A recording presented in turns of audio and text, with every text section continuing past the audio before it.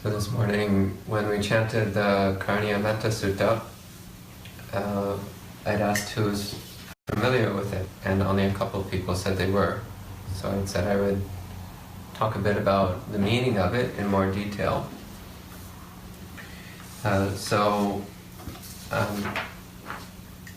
Since then, I produced a translation, and I'll read it out loud, and then I'll talk about it in more detail.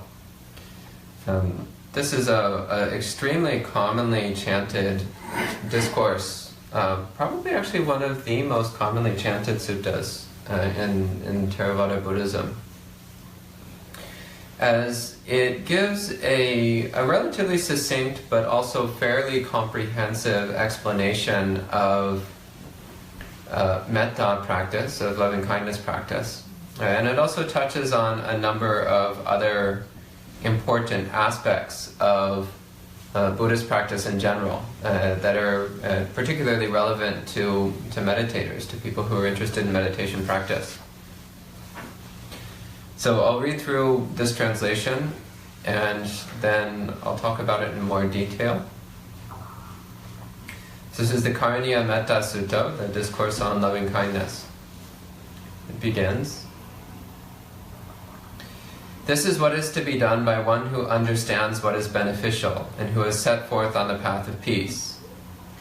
One is to be competent, upright, very upright, easily spoken to, gentle and humble, content, easy to support, having few duties, living a minimalist lifestyle, peaceful, prudent, and unobtrusive, not greedy when amidst families, not doing anything that the wise would criticize, no matter how minor, wishing, may all beings be happy and safe, may all beings be happy, all living beings without exception, whether weak or strong, tall, large, medium or short, tiny or huge, visible or invisible, near or far, whether they have come into being or are seeking a state of existence, may all beings be happy.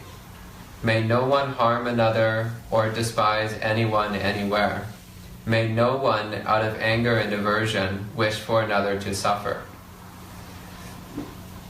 Just as a mother would protect her only child with her life, in the same way, develop this limitless mindset towards all beings. Develop a limitless mindset of loving kindness towards the entire world. Above, below, and all around, unobstructed, free from aversion and hostility. Whether standing, moving, sitting, or reclining, with a mind free of drowsiness, establish this mindfulness. This is called a divine mind state. Not holding two perspectives, a virtuous person has perfect awareness. Having removed desire for sensuality, one does not return to birth in any womb. So that's what we chanted this morning in Pali. And to go over this in a bit more detail, just starting right from the beginning, the phrase, this is what is to be done by one who understands what is beneficial. In the Pali, that's Karanīya Mettā Sutta. So Karanīya means it is to be done. So this is what is to be done. Atta, it's translated here as what is beneficial. So atta means benefit or welfare or goal. So it has different layers of meaning. On its simplest layer of meaning, it's simply what's good for you in an ordinary sense, or a goal in an ordinary sense. Like if my goal is to go and get groceries at the store, then you might say that's my goal in that sense. Or selecting healthy food instead of unhealthy food, you would say that's beneficial. It's a benefit to that extent. But in Buddhist context, the word atta tends to have a much more significant meaning. So it's goal in terms of one's final goal, like the goal of awakening, of enlightenment, of unconditional happiness and perfect wisdom. So it's goal in terms of our final goal. It's benefit in terms of highest benefit. Again, the best thing we can possibly do for ourselves is to attain enlightenment. the highest and most perfect welfare, the greatest good we can do for both ourselves and others is to attain awakening. So that's more likely how it's being used in this case. It's pointing directly to the highest goal, not just to an ordinary limited sense of what we want or what we need or what we think is good for us, but it's aiming at the highest goal, the goal of awakening. So Karanīya Mettā Kusalena. So Kusalena is from the word kusala. So kusala in its most common usage simply means skillful. One who's good at something, one who has a practical understanding of something. And it's also used in a moral sense of meaning that which is wholesome, that which is beneficial in a spiritual sense, that which leads to pleasant results, that which leads towards the production of good karma and therefore to experiencing the good results of having done good deeds. But kusala in this sense seems to be taking more that first meaning of proficiency in something and having a practical understanding of something. So this is by one who has a practical understanding of the goal. Practical understanding of the goal of spiritual practice. A practical understanding of the benefit which we're aiming at in our meditation practice, in our Buddhist practice. So this is also important in that right off the bat here, the Buddha is indicating that what we're aiming at here is, in this practice of loving kindness, it's not just an ordinary thing of being a little bit happier or a little bit less stressed, though that comes with the package, generally speaking. So that is there. But he's pointing beyond that. He's pointing to the fact that there is a more profound goal at the end of the path, pointing to the fact that what we're aiming at is the highest good, the highest welfare for all beings. And the next part, one who has set forth on the path of peace. So yantang santang padang avisameja. So santang padang, santang means peace, padang means path. Avisameja means having thoroughly understood or having broken through to or having pierced to the heart of something or thoroughly understanding something. But it also has a more simple meaning of setting out on something, of engaging in something. So literally what it comes from the verb root aya, which just means to go. And it comes with the prefix abi, so abi gives it a lofty sense. So it's going, not in just the ordinary sense that like a cat goes through the room, but it's in the sense that we've committed ourselves to something. We've established ourselves in really taking on a particular way of being, a way of conducting ourselves, both internally and externally. So abhisamecha, so one who has set forth on, one who has chosen to engage in the path of peace. And Pali grammar here gives us a bit of opportunity to take path of peace as path to peace, or the peaceful path. So there's a few different ways we can render that. So the relationship between the word peace and path is not clear in the Pali, due to the occasional ambiguities of Pali grammar. So path of peace or path to peace, the peaceful path, it's all good. So it's also pointing to, once again, the aspect, one of the main aspects of the Buddhist practice. So it's both a peaceful path immediately, in that when we choose to work with the mind, when we choose to start to take on moral precepts. What's one of the first moral precepts? Actually, what's the first moral precept? Anyone? Precept number 1, top of the list. Life. What's that? To not take life. Exactly so. So not killing other things. So right there we're starting off with a very basic commitment to peace. the most basic level of a commitment to peace, not killing people. Can we do that? Is everyone here agreed that we cannot kill people, at least for the next week? This might be challenging. I know there's a lot of us living in very close quarters, and sometimes we might get on each other's nerves. But we can at least commit to not killing each other for 1 week. Well, that's part of the path to peace, and it's part of the path of peace, the peaceful path that we've taken on here. And then taking it further, it's like, well, can we even go beyond not killing each other and also not physically harm each other, at least not intentionally, not physically hurting each other? And let's go even one step farther. Let's not say or do anything that's intentionally upsetting or offensive to anyone. Now we're starting to get a little more complicated, a little more challenging. And then it's like, well, what are all these thoughts and actions arising from in the first place? They're arising from our mind. So then we start to look at the mind and consider, well, what is the mind states that are leading to me hurting other people or doing things that are offensive or upsetting to other people? And we work on developing peace within the mind as well, on establishing a firm internal commitment to peace. And as we do that, we also recognize that when we stop harming others, that we also become happier and more peaceful ourselves. So it's the arising of inner peace. As we commit ourselves to lessening our outer conflict and turmoil, then we have a greater sense of inner peace, of contentment and satisfaction and happiness within ourselves. And it also goes the other direction. As we cultivate inner peace, as we work on cultivating these qualities of tranquility and equanimity within ourselves, then we naturally find that we're less inclined to be harmful towards others. And then peace also is pointing once again at the highest element of the goal. So we see peace as an element all throughout our practice. So starting with following the precepts and then working on developing tranquility and equanimity within the mind. We can see peace coming up in all these ways.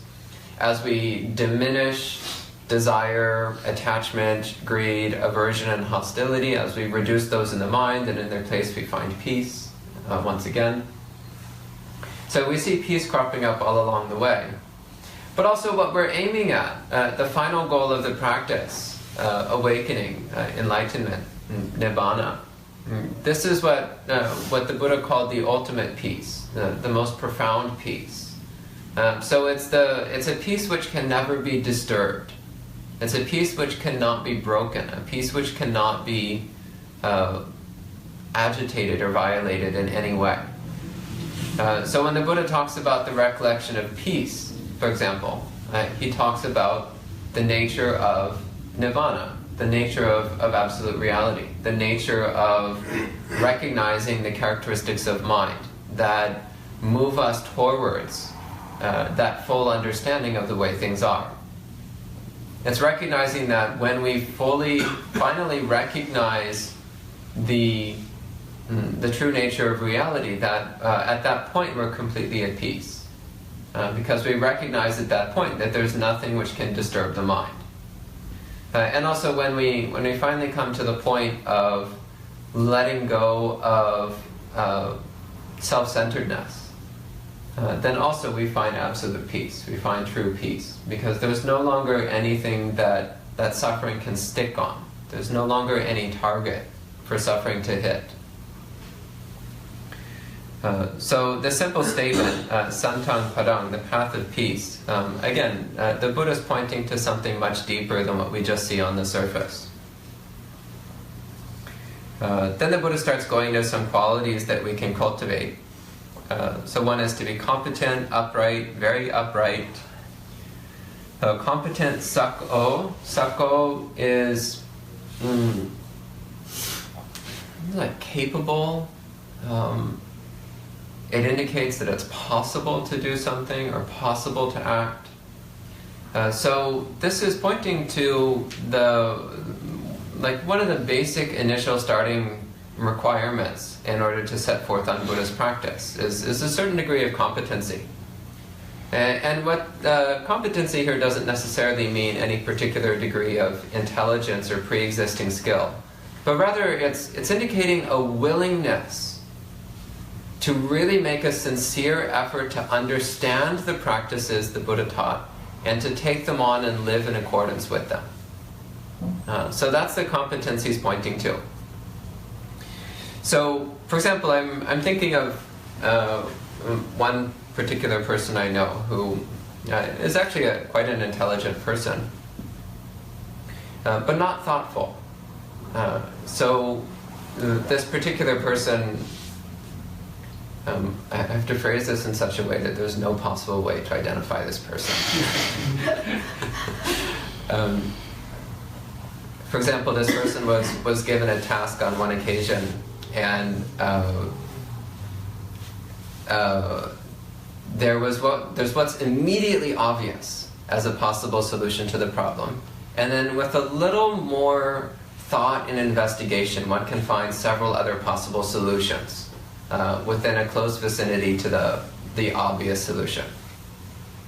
So this person looked at the obvious solution, decided that didn't work, and gave up. This is an example of not competence. So competence that the Buddha is talking to here is not giving up if something doesn't immediately solve your problems. Not giving up if you don't immediately have a thorough understanding of something. But rather to keep pushing at it, to keep looking for other ways of understanding, to keep looking for other ways of approaching the situation. So competence, in this case, it's a willingness to cultivate an understanding of something, a willingness to cultivate skill with something. So in this case, it's particularly a willingness to cultivate an understanding and skill with Buddhist practice. And then the next two words, upright and very upright. So in Pali, uju and suju, or in some versions of this text you have suhuju, which has the same meaning. So upright, it's pointing to moral uprightness, to that commitment to basic principles of morality. And so morality in a Buddhist context, the standard list that we use is the 5 precepts.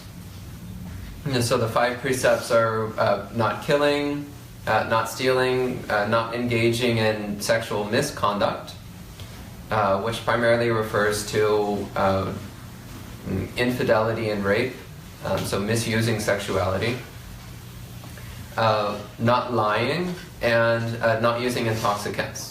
So 5 basic precepts, 5 basic principles of moral uprightness, of upright character. But this is not, of course, an exhaustive list. And elsewhere the Buddha gives a much simpler principle to go by. So not doing anything which harms anyone. That's it. Don't do anything that harms yourself or others. Instead, do that which benefits yourself and others. So the Buddha gives a very simple guideline from which we don't need to have any particular list of precepts, because we could write our own list of precepts extremely easily just going off these principles. Why do we not kill? Because it hurts others. Why do we not steal? Because it hurts others. Why do we avoid infidelity and sexual assault? Because it hurts others. Why do we avoid lying and dishonesty? Because it hurts others. Why do we avoid intoxicants? Because it hurts ourselves. And the truth is, all of these hurt both ourselves and others. But the most clear case in each of these we can see. And then from that, then we can extrapolate to everything else that's wholesome and unwholesome. We can clearly see how that which is wholesome brings benefit to self and others. That which is unwholesome brings harm to self and others.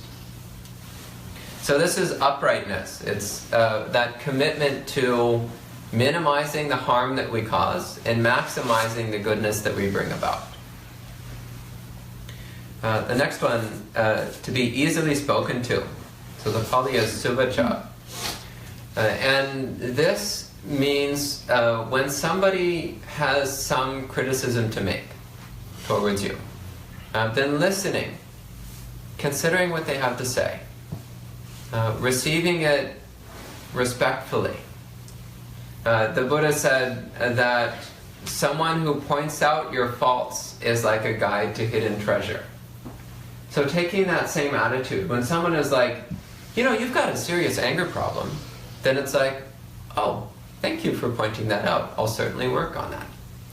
Or when someone says, do you realize how loud you walk? And it's like, oh, actually, no, I didn't realize. I'll have to start paying more attention now. Thank you.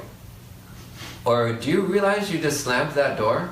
And it's like, actually, no, I was thinking about cheese and I totally missed the slamming of the door.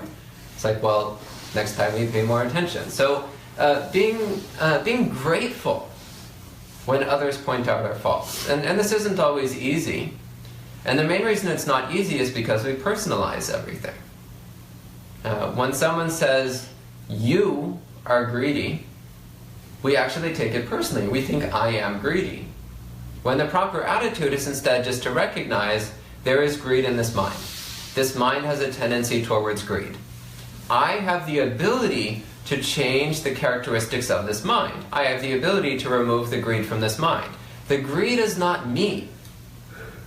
The greed is just one of the impersonal characteristics of this particular mind that I have the ability to change.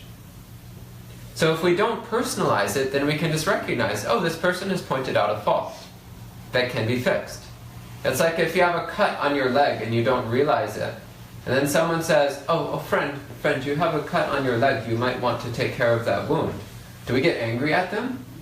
Like, how dare you say I have a cut on my leg? No, we say thank you. Thank you for pointing out my injury so I can try to fix it, so I can try to heal the wound. In the same way, when someone points out a wound on our character, a wound in our mind, a wound in our heart, then that's something we need to work on. When someone points out that we've gotten lost in greed, hatred, and delusion, or when we're undercutting our spiritual practice, then it's worth considering. What can I do to fix this problem that this person has so kindly pointed out to me?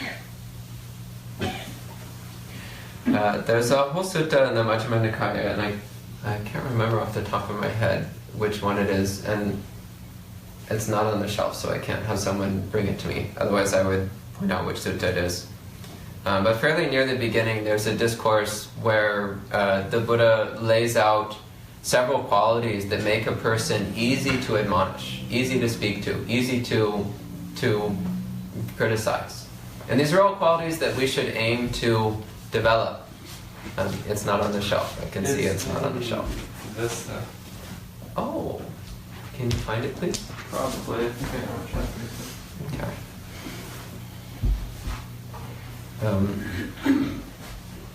Where was I? Yeah, so making an effort to be easy to speak to be easy to criticize, to be easy to admonish. Because this is one of the great values of spiritual community. We don't normally think that. We don't normally think the reason I practice Buddhism with other people is so they can criticize me. It's not normally how we think. But actually that would be a great way to think. That would be exactly in accordance with the Buddha's intentions. We come together so that we can support each other's practice. So this is a really wonderful thing. So for example, if you're living in a monastery and you don't show up to morning meditation, you might get away with that for one day, or maybe even 2 days. But at some point, someone's going to ask, what's going on? Why are you not coming to meditation anymore? What's wrong? Can we talk about this? What's the problem here? And it's not that they're telling you you're a bad person for not coming to meditate, but it's because they want to help you. They want to help support you in your practice. It's because they recognize that something's gone wrong, and they want to do what they can to help you fix it. And that's one of the more tame examples. Often the circumstances that come up in monasteries are a little more uncomfortable, like, why did you do it that way? You should have done it this way, or I mean, all kinds of things which sometimes can rub at us the wrong way. And we see the same thing in dealing with any spiritual communities. Like for this week, we all are creating a temporary spiritual community, temporary monastery. You didn't know this, but you just got into it. Temporary monastery for a week. So this is all a chance to support each other's practice, to encourage each other to be good people, to encourage each other to become better people. So one element of that is being open to criticism. And that's not open to criticism in a self-flagellating way of like, oh, it's true, I'm an awful person, I'm so bad. That's not useful either. That's just another form of conceit, another form of self-attachment. But rather it's considering when someone says something to us, when someone says, like, you're really inconsiderate, you just stop and think, is that true? Is what this person is saying true? If it's not true, then you can just set it aside politely. You should still say thank you for pointing that out. Even if you think they're wrong, still thank them for it. But reflect, and if you find they're true, then to make a sincere effort to make amends. Make a sincere effort to improve your mind. The next quality here, gentle and humble. So mudu and... Oh, did you find the sutta? I believe it's number 4 on this page or number 6 on the next. Let's see.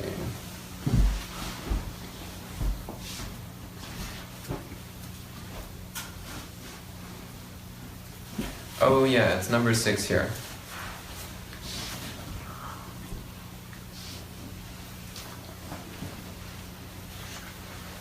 So, what qualities make one easy to correct? 1.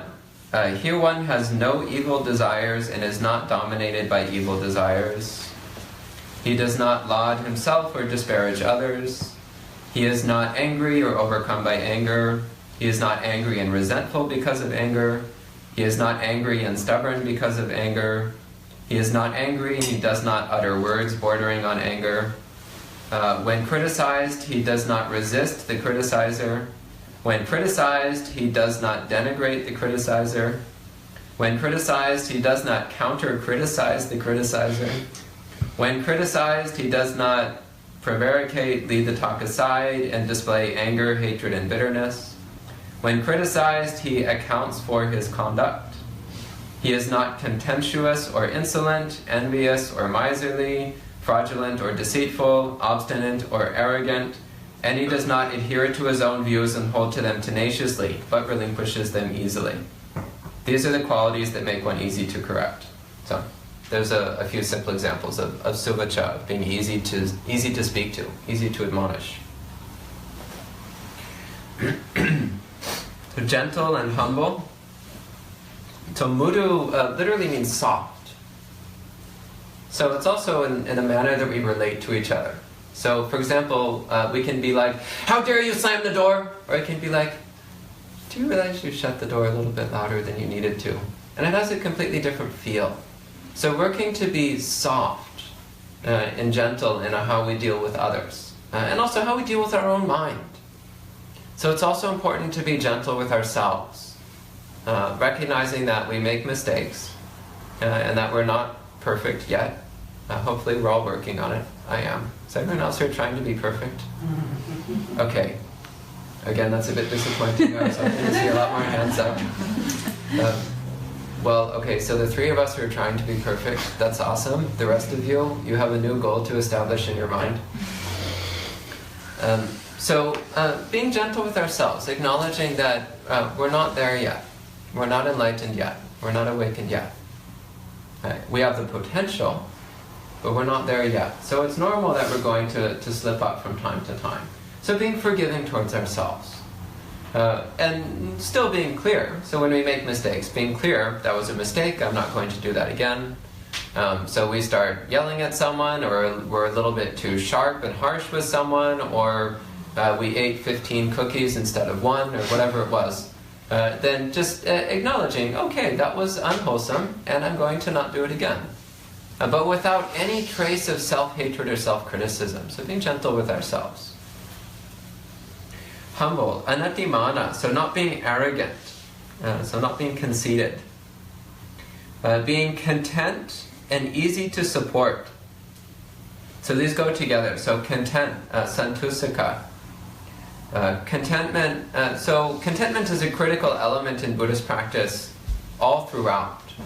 So when we're practicing meditation, we're developing a constant attitude of contentment. Things are just as they are. So when the mind is content, there's no desire and there's no aversion. There's no greed, there's no hatred. There's no liking and there's no disliking. There's no preference whatsoever. Things are okay exactly as they are. So this is one of the first critical steps. So contentment and equanimity go hand in hand. So cultivating contentment with things as they are is the first critical step towards the development of concentration. If we wish to develop strong concentration, the first thing we need to do is to stop fighting the present moment. Because the only place you can develop concentration is in the present moment. So contentment is accepting the present moment exactly as it is. It is what it is, and that's okay. Whatever it is. If it's physical pain, that's okay. Practice contentment. Now, if it's pleasure, well, that's okay too. Practice contentment. If it's itchiness, that's okay. Practice contentment. Whatever it is, just recognizing it's all right, just as it is. And then also throughout our lives, whatever comes up. So maybe this morning you really wanted lentil soup and instead it was bean soup. And you were just like, oh, how dare they feed me beans? It's like, well, or you could be content with what's offered. Be happy that you got beans today. In some places in the world they have nothing to eat but plain rice. In some places they don't even have that. So how wonderful that we had such bounty. But even if it was just plain rice on the table, that's wonderful. It's wonderful that you have a chance to practice contentment. So there's a famous text from Chan Buddhism called the Xin Xin Ming. And it starts off with the line, the way is not difficult for those who have no preferences. Who's familiar with this saying? Okay, a handful of people. There's actually a nun coming to lead a whole retreat on that text in a few weeks. I highly recommend it. She's a really cool nun, and it's a really great text to study. It's full of lovely little statements like that, which are just packed with meaning. So the way is without difficulty for those who have no preferences. So if we practice contentment, our spiritual practice becomes dramatically easier. I'm going to leave it at that for now. Being easy to support. This one is particularly relevant to monastics since we rely on the support of others. So not being demanding. At least not beyond what's really critical. But instead, accepting what's available to us without complaint. Accepting what's available to us with gratitude. And again, cultivating contentment. If we have enough to get by, that's good enough. Do you have enough food? Good enough. Do you have enough clothing? Most of you probably have way more clothing than you need. I mean, I wear the same thing every day and I'm perfectly fine with that. So if you have more than one outfit, too many. It's time to cut it down a bit. I might permit 2 or 3, but even that, you're pushing your luck. So considering, being easy to support. So that also applies for those who are not monastics. It's considering, well, just how obsessive am I about the things in my life? How obsessive do I get about clothing and food and medicine and lodging? How obsessive do I get about these basic things? And as we reflect on it, we'll probably find, oh, I'm actually pretty obsessive about these things. I have to be wearing just the right clothing. I have to have just the right hairstyle. I have to have the latest smartphone. I have to have this. I have to have that. And it's like, well, actually, I don't. I can be perfectly fine with things just as they are. So cultivating that quality of being easy to support. And again, you'll find that this carries with it peace of mind. The peace of knowing that we don't need more than what we have already. Whatever it is.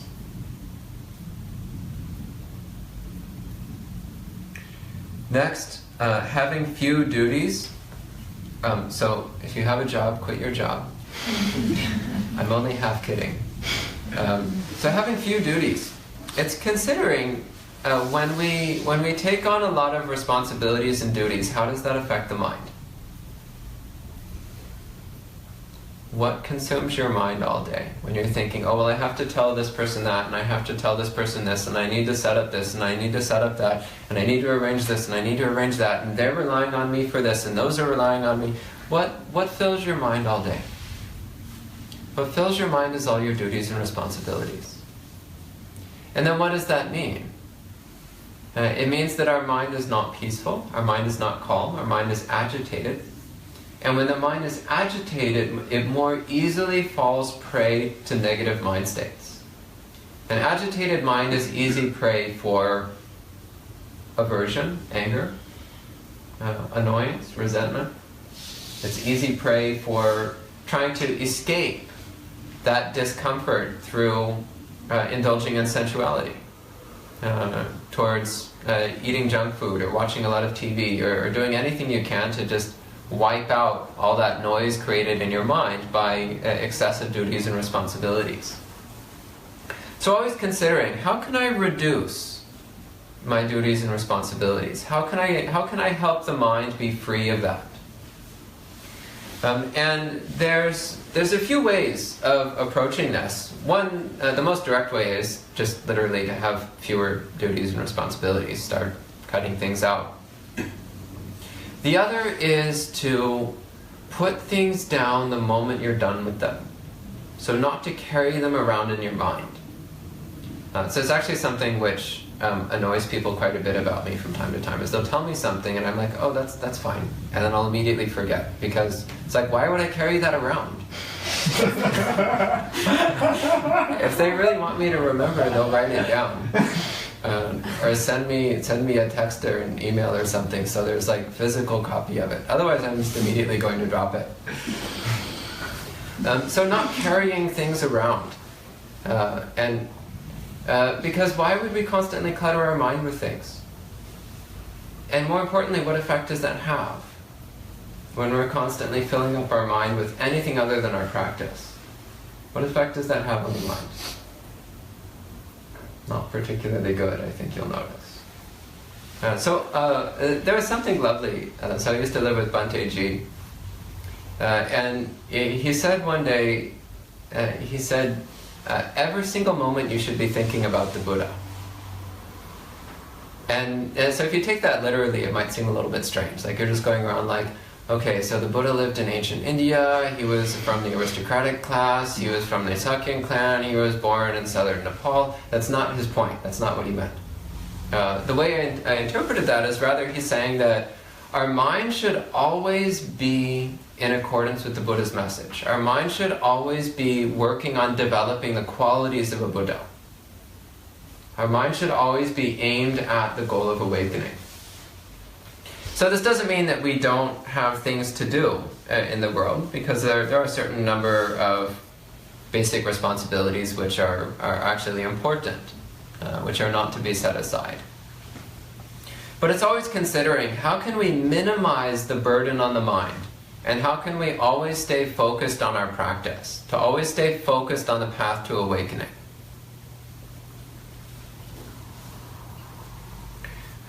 Next, living a minimalist lifestyle. So the Pali word here is sallahuka vutti. So vutti means how you conduct yourself, or how you live, how you behave. Lahuka literally means light, lightness, and the prefix sang means together. So literally it means living lightly. So living, and again, there's different ways of taking this.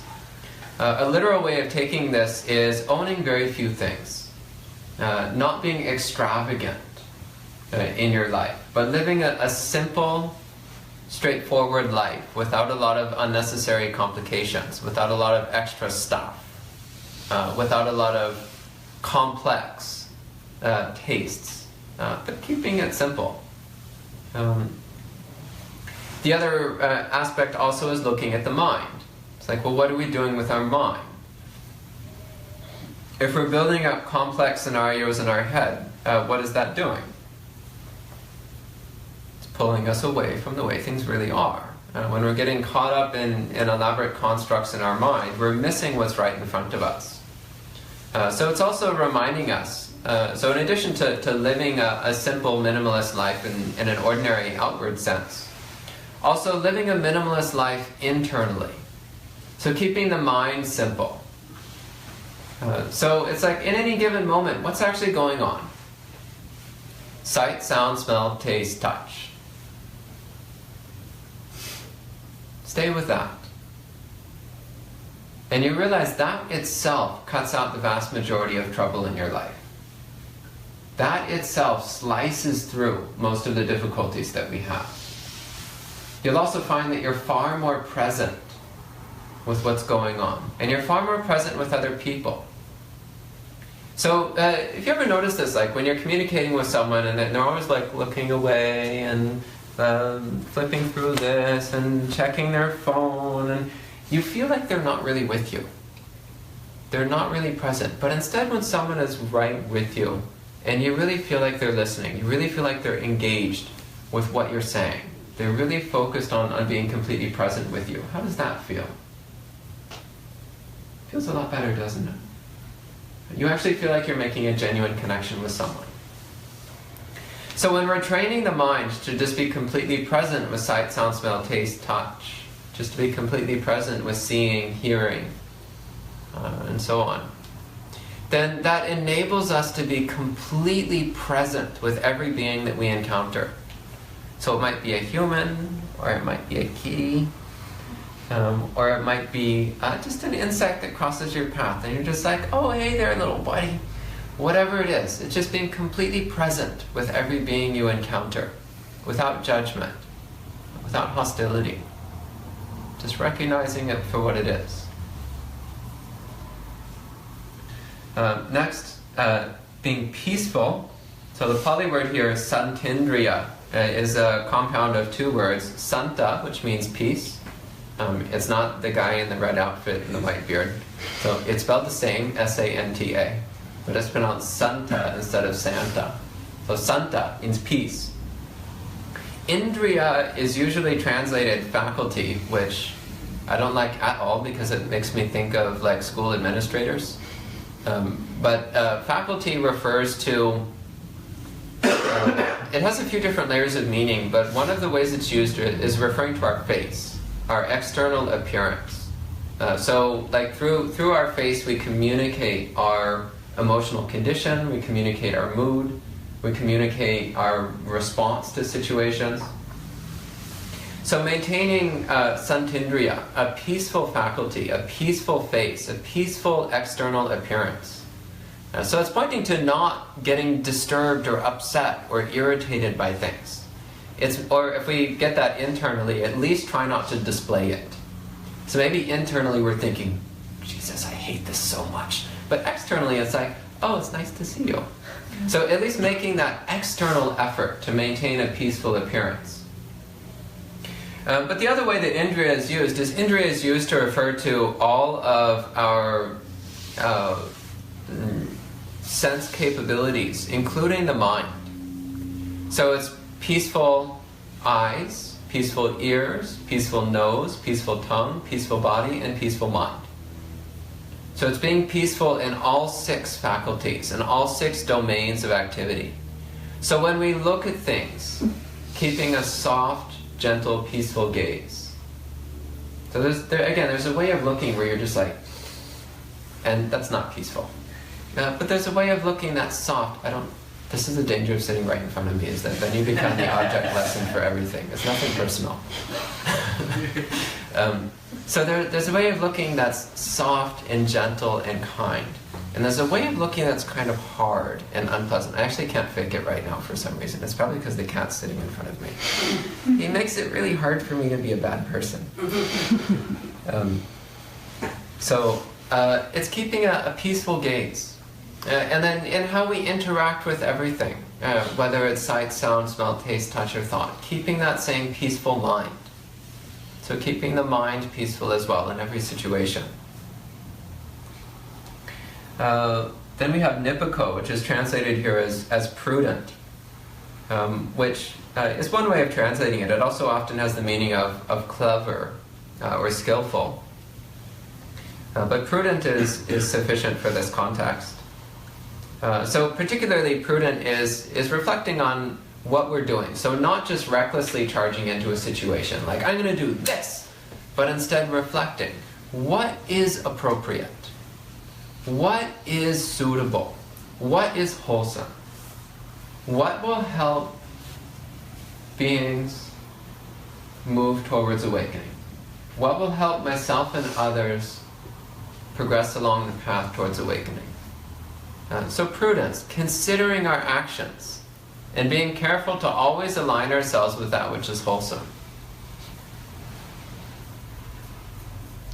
Next, unobtrusive. So unobtrusive, the Pali word is apagabba, which means not pagabba. Pagabba meaning impudent or inconsiderate or reckless. It also carries a tone of self-importance and arrogance. So apagabba is not being any of those things. So apagabba is being considerate, of being cautious and careful in our actions, of not being caught in arrogance or self-obsessiveness or self-centeredness. So apagabba, then, unobtrusive, is a somewhat insufficient definition, though is the best I could come up with on short notice. But the meaning here is more, it's being considerate, careful, cautious, courteous, respectful, humble. It carries all these elements. Next we have not greedy when amidst families. The Pali is kulesu anugiddo. So anugiddo means greedy or grasping, so selfish, selfish desires. And kulesu literally does mean among families. And again, this requires a bit of explanation, as it's a term that's used throughout the suttas, both in the more literal sense of family, like parent or parents and children kind of thing, but also families is used in a more general sense of meaning any householder or any group of lay people.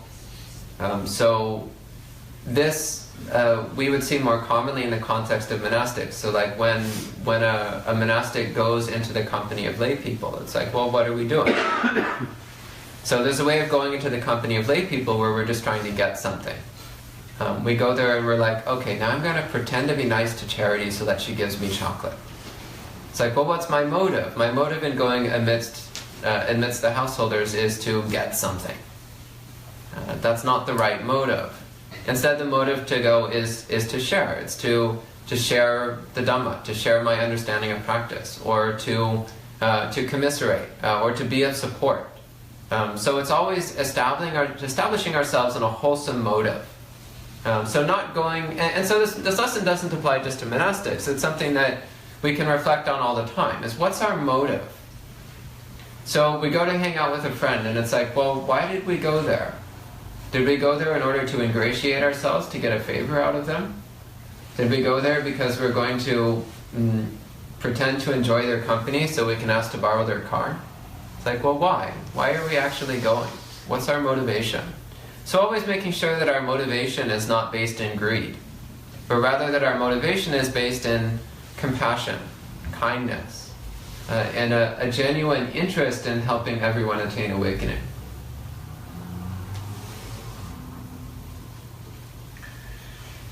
Then we have not doing anything that the wise would criticize, no matter how minor. This is another important one. So often we justify our unwholesome conduct by saying, well, it's not such a big deal, it's relatively minor. Like, oh, it's just a white lie. Nobody cares about white lies. Or, well, I'm just stealing from a company.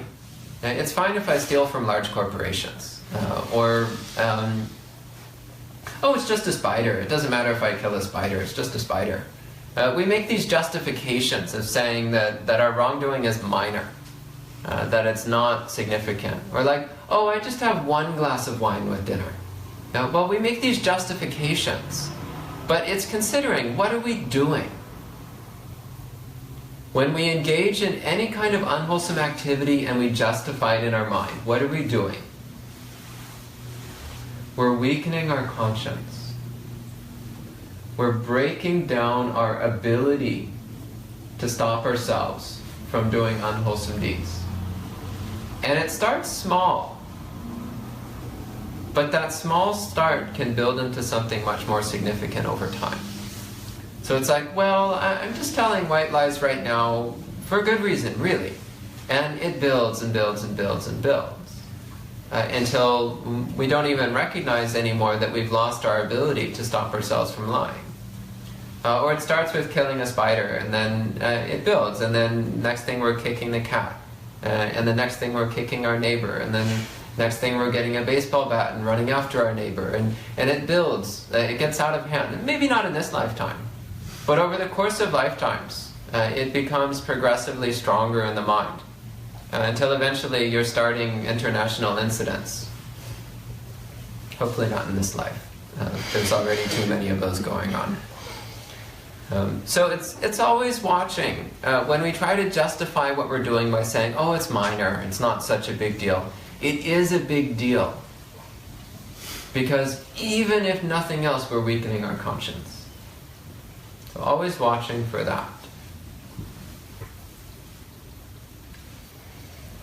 Then this next section here, the Buddha gives a basic description of loving-kindness meditation itself. So describing the attitude of mind that we adopt during loving-kindness meditation. So up to this point, the Buddha's been describing the preliminaries. Or that's how it's often described. He's talking about the preliminaries. But more accurately, he's talking about the overall day-to-day cultivation of mind. What are we doing with our mind all the time? So this is all prior to even beginning loving-kindness meditation. It's just establishing the basic supporting qualities that make spiritual practice possible. So here the Buddha gives a basic description, so I'll just read through the whole thing and then talk about it.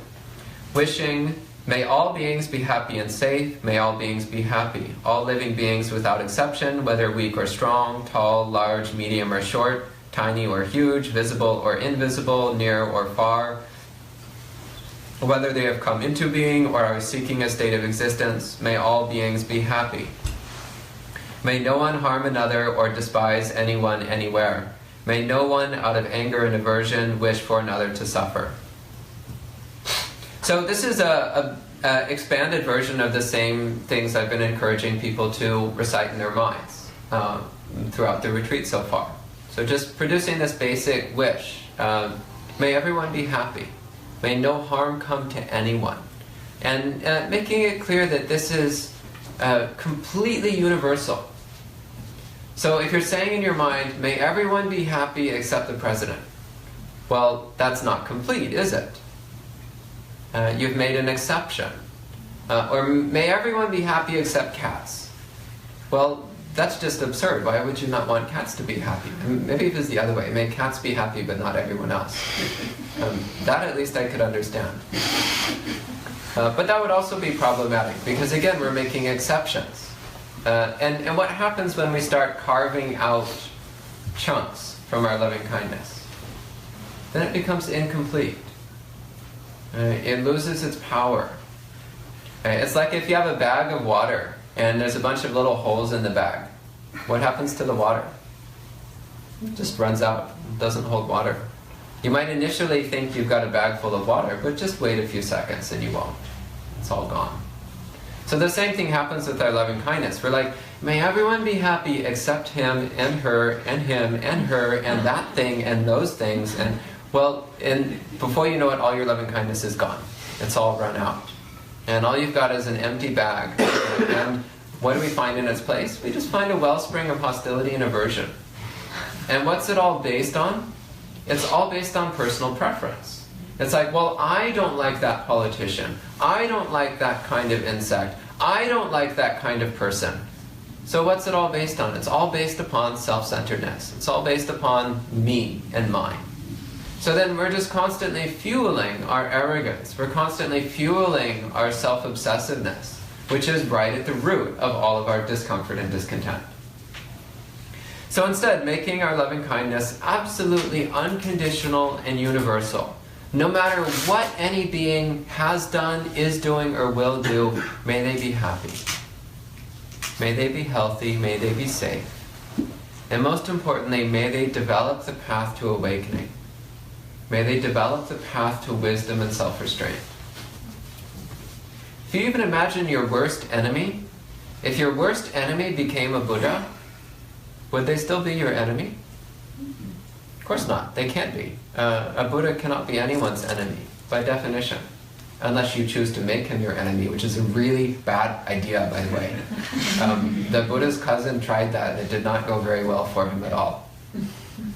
And not because of the Buddha's fault. The Buddha didn't do anything in particular to his cousin, but Devadatta was his name. Devadatta, through his own terrible mistakes, made his own life extremely unpleasant. So it's reflecting in that same way. It's reflecting every single being has the potential to become a Buddha. So then no one is despicable. Their current choices might be despicable, but no being is despicable, because every being has the potential to completely transform, to completely change, to become perfected, to become completely upright, to become completely moral, to become completely awake. So there's no sense in hating anyone, because when we hate anyone, all we do is damage our own mind. No matter how much we try to justify it, all we're doing is damaging our own mind. So this is particularly relevant these days. So these days there's a lot of things going on in the world that might make you want to hate certain people. But keep in mind that when you hate anyone, all you're doing is making yourself suffer. That's it. On the other hand, when you cultivate loving kindness, you make yourself happy, and you cultivate the spiritual foundation upon which we can build concentration and wisdom. And also you start to make the world a better place, bit by bit. I'm willing to bet that some of the people who are currently doing awful things, if they just had a few more hugs, they probably would be much nicer people. I'm not even kidding about this. I suspect that they had some very unpleasant conditions which led to them developing very unpleasant mind states. But if we cultivate a mind of loving kindness, then we really can start to make a distinct impact on ourselves, if on nothing else.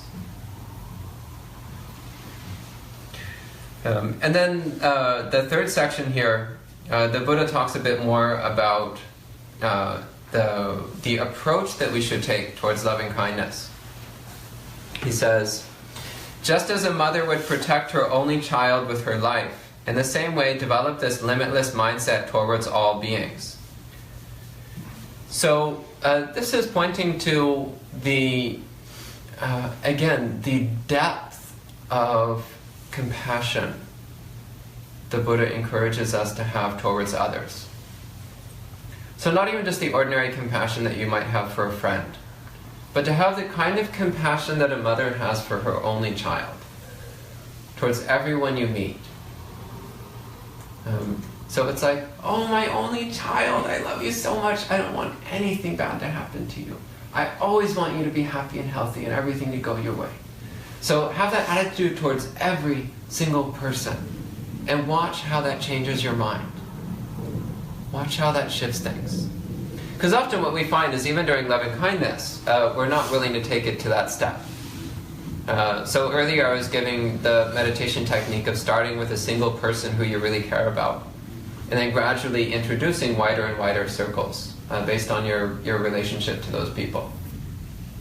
And usually what happens is we start with our favorite person in the whole world. In my case, it's usually Stan. My favorite buddy in the whole world. So we start with our favorite person in the whole world, and we're just like, oh my God, I love him so much. He's just... And then we start introducing other people, and we're like, okay, I love him, but these other ones I kind of like, they're okay. And then we introduce another circle, and we're like, I think I can tolerate those people for at least a few minutes. And then we start introducing a wider circle and we're like, do we really have to include them as well? And seriously. And then we go to the widest circle and we're like, maggots? I have to like maggots? And so it's very difficult to keep that same quality of love. Like, can I love a maggot as much as I love little Stan here? Actually, yeah. It's just really hard.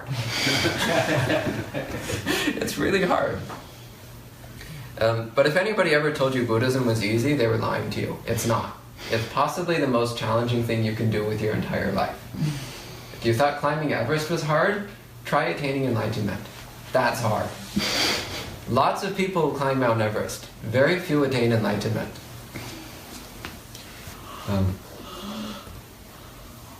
That said, it's significantly safer because you just get to like sit in quiet, warm rooms with nice people.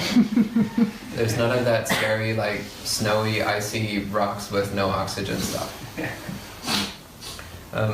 Yeah, just really working on cultivating that attitude. So developing absolute, boundless, unlimited love towards one being. And then see if you can include more. See if you can take the limits off entirely. See if you can tap into that feeling of absolute, boundless, unconditional love. And remove the object, remove the specific being entirely. And just allow it to be completely all-encompassing. So loving all sentient beings, just as a mother loves her own child. The Buddha continues, develop a limitless mindset of loving kindness towards the entire world, above, below, and all around, unobstructed, free from aversion and hostility. So again, the Buddha's, in this case, the Buddha is taking the directional approach. So that's another approach to loving kindness that's sometimes taken, is like, may everyone in front of me be happy. So just every single being in that direction, extending into infinity. So you're lucky, congratulations. All of you, may you all be happy. And then to the left, to the right, behind, above, below, all around, without any obstruction or limitation. So just radiating out in all directions. May everyone be happy. So some people find it useful to use a visualization of like themselves as a radiant sun, like just blazing forth the light of unconditional love in all directions. And then you also realize that includes yourself. A sun is completely self-illuminated. A star is completely self-illuminated. So your illumination reaches everything, but also permeates yourself. Free from aversion and hostility kind of goes without saying. If you've still got aversion and hostility, your loving kindness is going to be weak. So putting it down, at least temporarily. Putting down aversion and hostility, and just like, can we accept that things are exactly the way they are? Can we accept that beings are exactly the way they are? If you can, then you've already made a tremendous step towards loving kindness. Can we put down liking and disliking and just accept people exactly as they are? So I should point out, loving kindness doesn't actually mean you like people. That would be a tall order. But it does mean loving people just as they are. Accepting that they have a place in this universe just as much as every other being. And wishing the best for them. Wishing, may you be happy, may you be happy, may you be happy. So extending that mindset towards all beings without exception, without limitation. So again, you might disapprove of what people are doing. You might acknowledge that someone is doing something unwholesome or immoral. So this doesn't mean approving of their immoral actions, but it means recognizing that the being is not their actions. A being is not defined by what they do. So not limiting a being to what they've done, but rather accepting them as they are, which again is an inseparable piece of samsara. No being can be taken out of samsara. We're all here. In an absolute sense, no being comes or goes. We're all here. We're all here to stay. So if you hate any being, you're incapable of attaining awakening. It's only through accepting all beings with a heart of compassion that it's possible to attain awakening. The Buddha continues, whether standing, moving, sitting, or reclining, with a mind free of drowsiness, establish this mindfulness. This is called a divine mind state. So again, this is clarifying that loving kindness meditation is not just something that we do while sitting down. But whether we're standing up, or whether we're doing walking meditation, or whether we're going about our day, whether we're sitting in formal meditation, or whether we're lying down for a nap or to sleep at night, whatever physical posture our body is in, to keep developing this radiant, unlimited mind of loving kindness, not to let it go, even for a moment. So that includes during the break times when you're rushing to take a shower and somebody gets there first before you. Instead of thinking, oh, that bastard, instead it's like, oh, may they be happy. I'm so happy for them that they get to have a shower. I hope they have a really nice shower. And then wait patiently. You'll get your turn. Or maybe you won't, and that's fine too. But you'll get your turn. So that's actually getting into another mental quality, which is the quality of sympathetic joy. So having joy at the good fortune of others. So when somebody else gets to the shower before you, just be happy. Like, oh, that's so great that they made it to the shower. Good for them.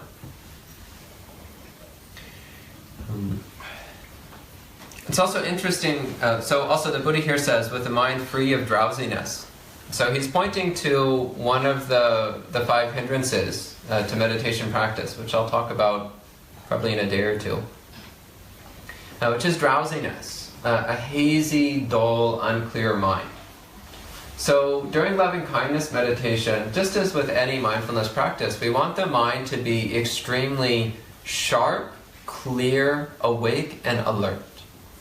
So really fully paying attention to the experience of loving kindness.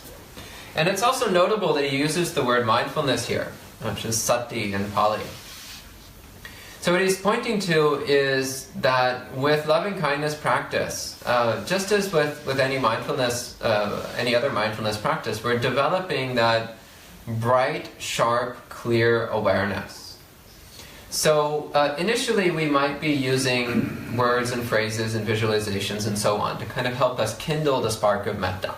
So you might start thinking about little Stan licking his chest, and you're like, oh, little buddy. And you start to feel that kindness arising. And then you stoke it. May he be happy, may he be happy, may he be happy. And once you start to get that feeling going, then you can develop mindfulness of loving kindness directly.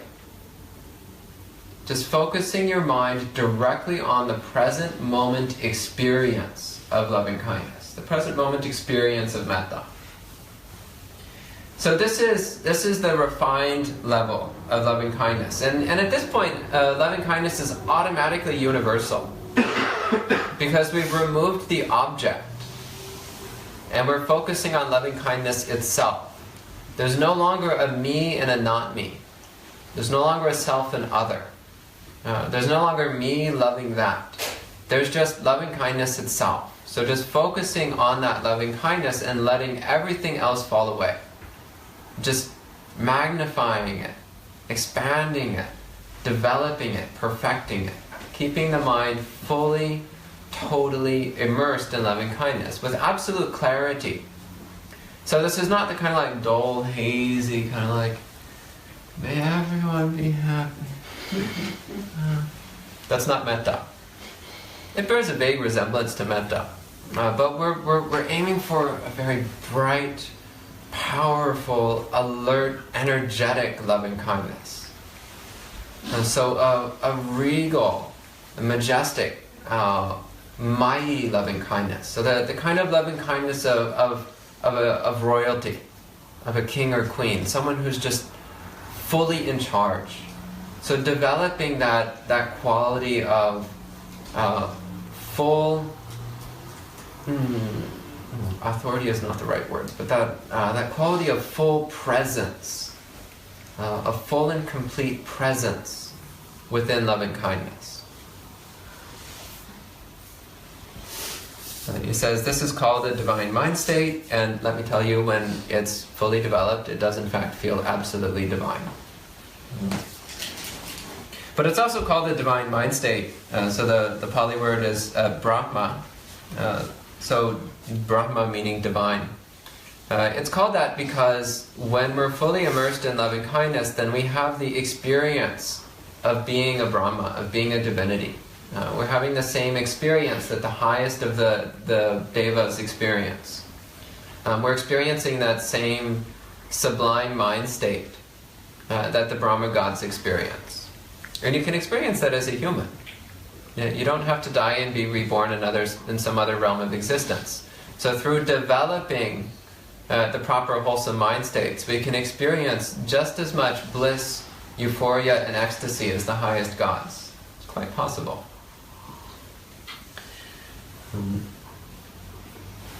It's also called the divine mind state, Brahma Vihara, because if we immerse ourselves in the development of loving kindness and the other Brahma Viharas, the other divine mind states, but we're not practicing insight meditation. So if you just do loving kindness and nothing else, then what you're establishing is the karmic conditions necessary to be reborn as a Brahma god, which of course is a temporary state of being like everything else, but it lasts a long time and it's really nice.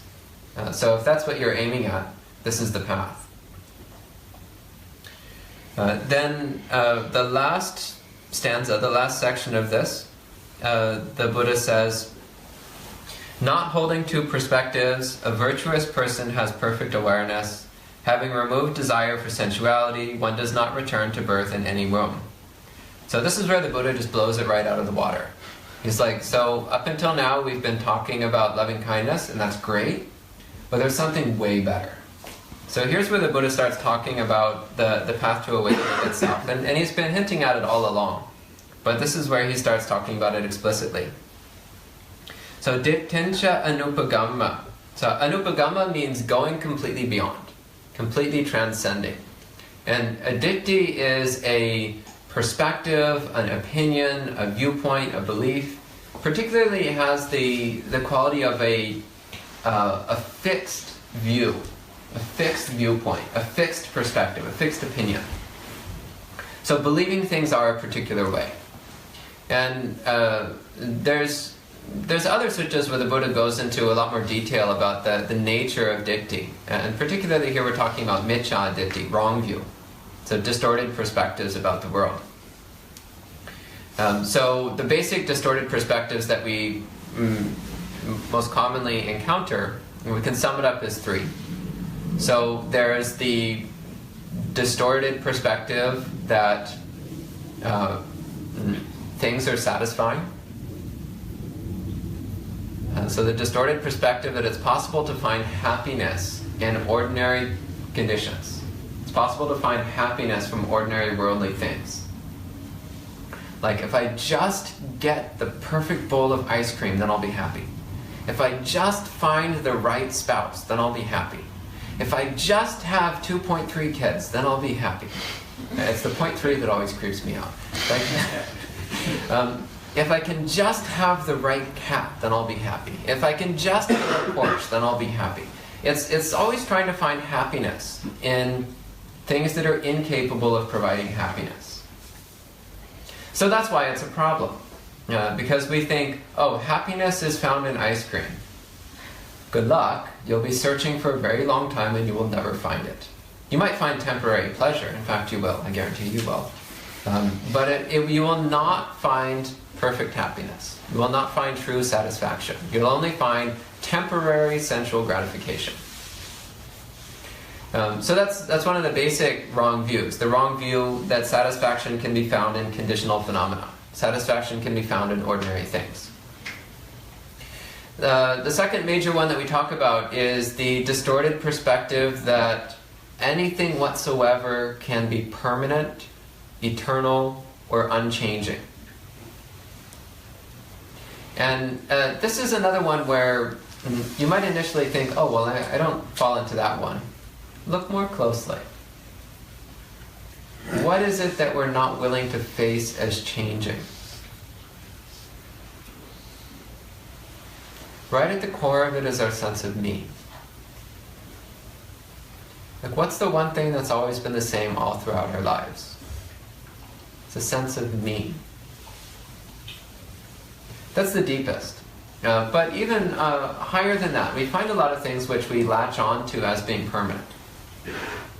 Like we might think of this house as permanent, but it's not. All it takes is one good hurricane and this house is gone. And in fact, if you look in the basement, you might have noticed that there's some scorch marks on some of the rafters down there. So at some point, probably several years ago, I don't know how long ago, at some point there was a fire in the basement. They've since fixed whatever damage happened, but it could have been much more severe. The house could have burned down whenever that happened many years ago. It didn't. It's still here, but it could have. So it's always reflecting. Well, what do we think of as permanent? And then reflecting, well, that's actually not permanent. It's subject to change, like everything else. Or what do we think of as solid or stable? And then reflecting, well, it's actually not solid, it's not stable. It's insubstantial, like everything else. So it's always examining that perspective, that distorted perspective of solidity, that distorted perspective of permanence or eternalism.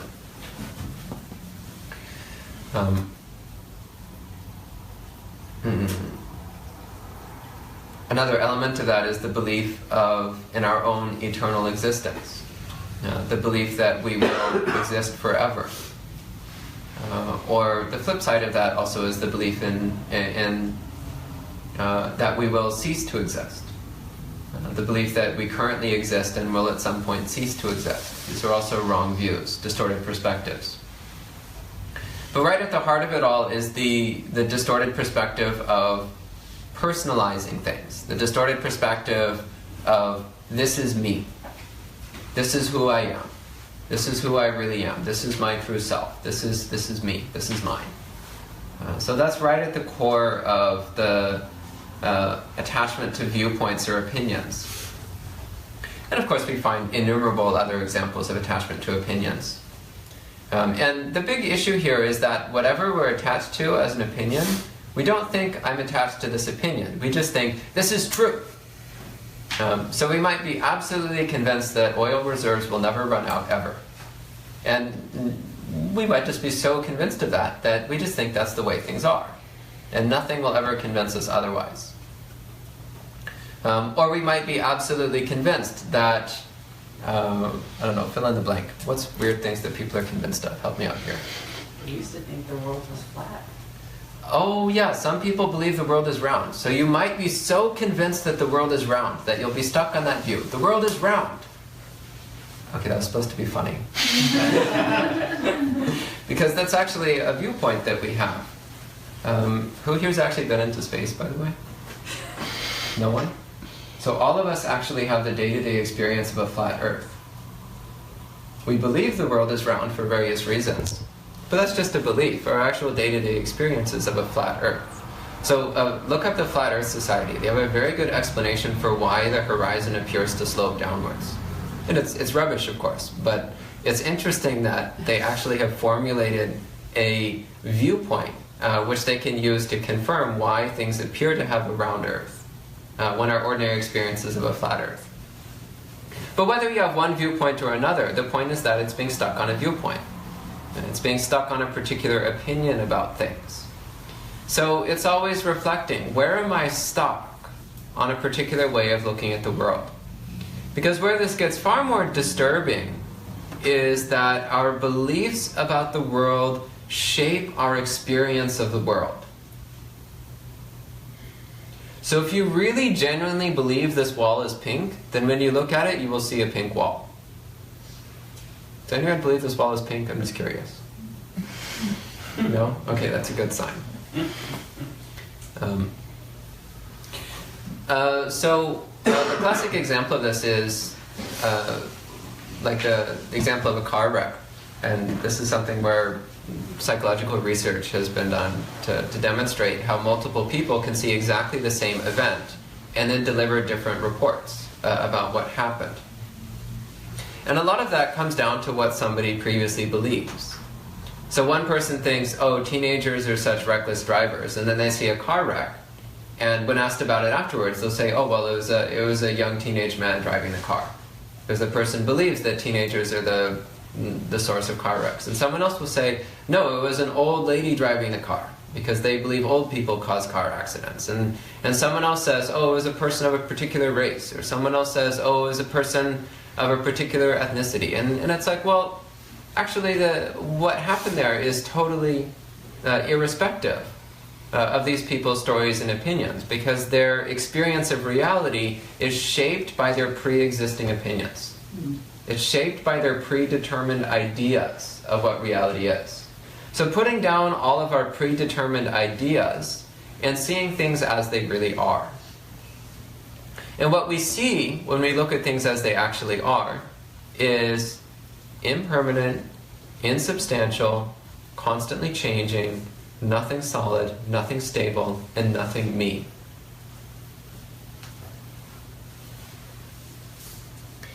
So, this is what's meant when he says a virtuous person has perfect awareness.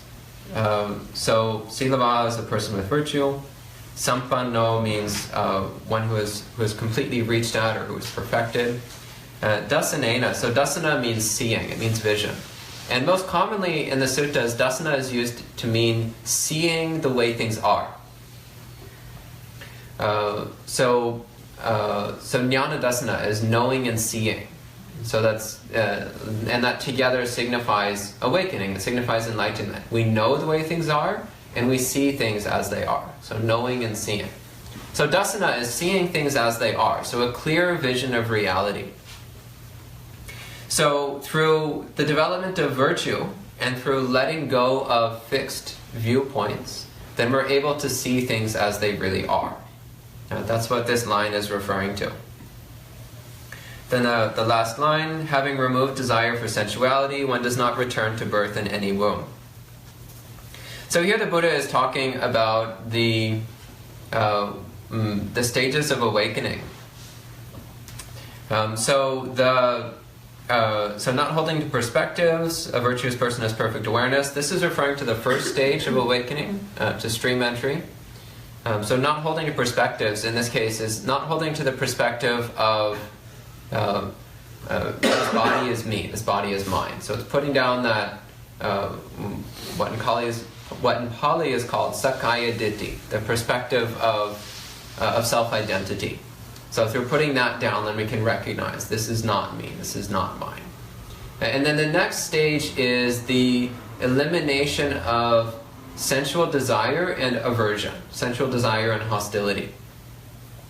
And the cultivation of loving kindness is particularly effective at overcoming hostility, at overcoming aversion. So, since the Buddha's already covered that in a great deal of detail, instead he simply points here to removing desire for sensuality. So working on reducing our constant attempt to find satisfaction in the external world.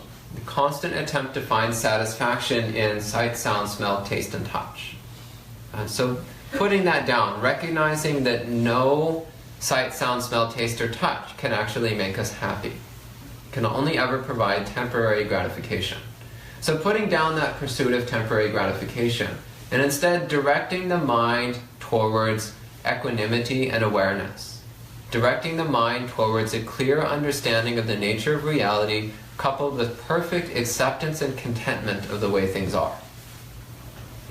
So with the elimination of sensuality, the desire for sensuality, and the prior elimination of aversion through loving kindness practice, then one reaches the third stage of enlightenment, which is the stage of non-returner. And they're called that because they don't return to human existence or anything lower. So they don't come to any womb-born state or anything lower than that.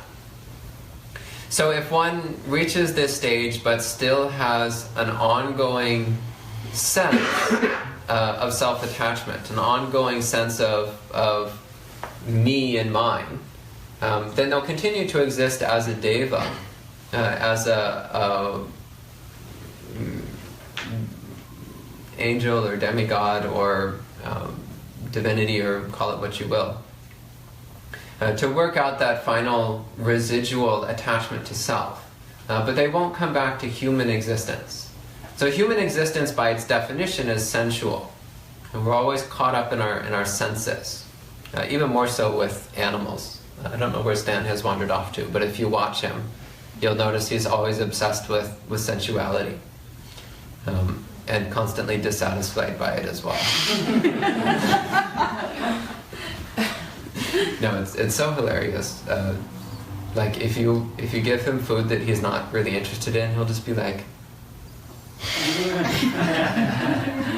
and he'll go and eat a little bit and then glare at you, and then eat a little more, glare at you. He makes it very clear that he's not satisfied with sensuality, and yet he keeps pursuing it. So when we put that game down, that constant pursuit of sensuality, then human states of existence no longer have any appeal for us. But we still have some desire to exist in one state or another. So we continue to exist, but not in a human form, not in a human state, but rather as a deva working out the last fetters, the last obstacles to awakening. So that's the Karanīya Mettā Sutta. So during this retreat, you can